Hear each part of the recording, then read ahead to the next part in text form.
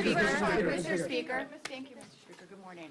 In 2023, I remember this, you chaired a hearing after the FBI had that raid on Mark Houck, the pro-life father. Yep.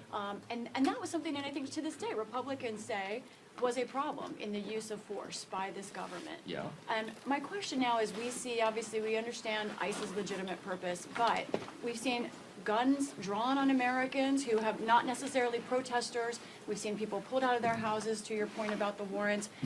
Do you think ICE needs to change, and CBP, any of their tactics, given what your concerns about civil liberties from the past? I have great faith and trust in the leadership of Homeland Security and Tom Homan in particular, who's now in charge in Minnesota.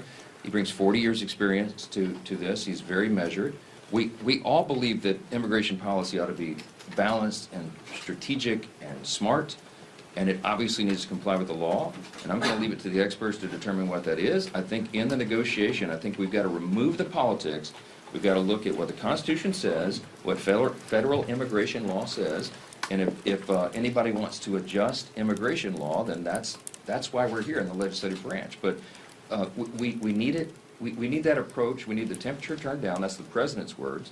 And you need a steady hand at the wheel. I think. Do you have Tom any Homan- concerns? Mr. Speaker, yeah, I just want to circle back on the judicial warrant situation. Can you just explain to me why we're talking about adding additional requirements? Adding a judicial warrant is adding an additional requirement to this process. I mean, immigration advocacy groups for years have said, don't open the door for immigration agents without a signed warrant from a judge.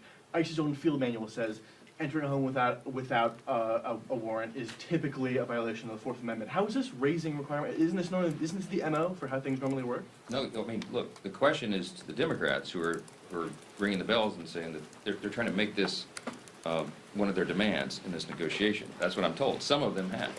And I'm saying that is a road that we cannot and should not go down. And to your point, ICE, for many years, obviously, has had in the manuals that you follow the Fourth Amendment restrictions and you do this in a meaningful and thoughtful way.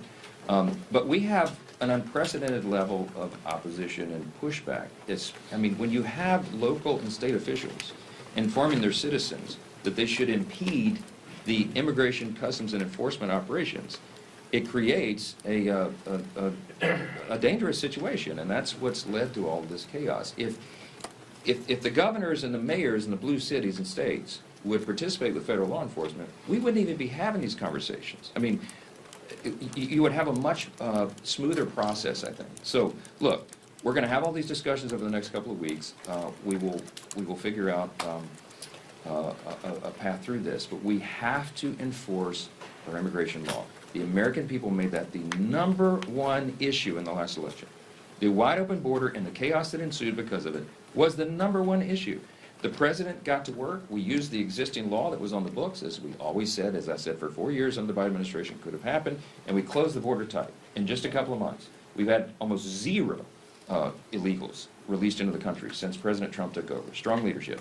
And the next commitment was, as we said to the American people, we will get the dangerous criminal illegals out of the country. And that's what they've been doing.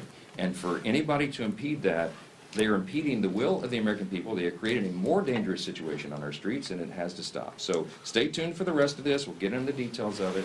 I'm just telling you that adding a whole new layer of judicial warrant requirements is an unworkable proposal, and I think the people who are making that suggestion understand that. I don't think they want anyone to be apprehended in the center of the country. So Mr. Speaker, Is there a question about election? Happy belated birthday, Mr. Speaker. Happy belated birthday.